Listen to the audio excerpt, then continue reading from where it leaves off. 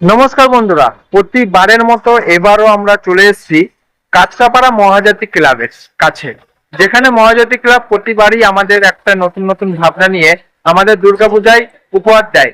মহাজাতি ক্লাবের তরফ থেকে দুর্গাপূজায় হতে চলেছে জাপানের বৌদ্ধ মন্দির। তো আমরা সেই জায়গাতে রয়েছি এবং দেখানোর চেষ্টা করছি যে জাপানের বৌদ্ধ মন্দির হতে চলেছে কাঁচরাপাড়া মহাজাতি ক্লাবে। তো আমরা দেখতে পাচ্ছি জোর কদমে চলছে কাজ, অনেকটাই তৈরি হয়ে গেছে এবং পুরোপুরি কাছ থেকে দেখানোর চেষ্টা করব। আমরা একদম রয়েছি কাঁচরাপাড়া মহাজাতি ক্লাবের যেই জাপানের বৌদ্ধ মন্দির হচ্ছে সেই জায়গায়। দেখতে পাচ্ছি চারিদিকে কিন্তু টেক্সচার গুলো রেডি করা রয়েছে এবং যারা কাজ করছে একদম জোর কদমে। অনেকটাই বাইরের দৃশ্য আমরা দেখালাম, পুরোটাই জাপানের বৌদ্ধ মন্দির অনেকটা তৈরি হয়ে গেছে যেই জায়গাতে কাজ কিন্তু হচ্ছে। এবং আমরা দেখতে পাচ্ছি প্রতিবারই কিন্তু আমাদের এই কাঁচরাপাড়া মহাজাতি ক্লাব আমাদের নতুন নতুন ভাবনা নিয়ে আমাদের উপহার দেয়। একদম কাছ থেকে তুলে ধরছি, জোর কদমে কিন্তু কর্মচারীরা কাজ করছে।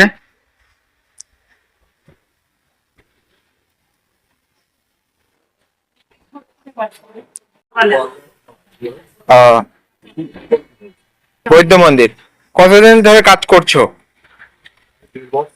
1.5 মাস হয়ে গেছে। তো মানে এখনো কমপ্লিট হতে কতদিন বাকি? মহালয় কমপ্লিট হয়ে যাবে। কতজন মিলে কাজ করছো? 9-10 জন। কি কি সরঞ্জাম লাগছে এই বৌদ্ধ মন্দির করতে?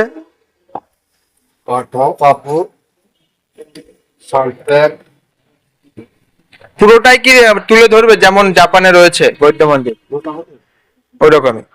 আমরা একদম কাঁচরাপাড়া মহাজাতি ক্লাবের সামনেই রয়েছি, যেই জায়গাতে কিন্তু এবার জাপানের বৌদ্ধ মন্দির হতে চলেছে। আমরা একদম যারা কাজ করছে তাদের কাছ থেকে শুনে এলাম, কিন্তু কর্মকর্তারা নেই বলে তাদের কাছ থেকে বিস্তারিত জানতে পারিনি এই পূজা মণ্ডপের ব্যাপারে। তো অবশ্যই যারা কাঁচরাপাড়া থাকো অবশ্যই মহাজাতি ক্লাবের নাম শুনেছো, আর যারা না শুনে থাকো আমি বলে নিই, কাঁচরাপাড়া স্টেশন থেকে নেমেই অটো টোটো রয়েছে, একদম কলেজ মোড়ের কাছেই রয়েছে মহাজাতি ক্লাব, একটু ভিতরে রয়েছে যেহেতু মহাজাতি ক্লাব।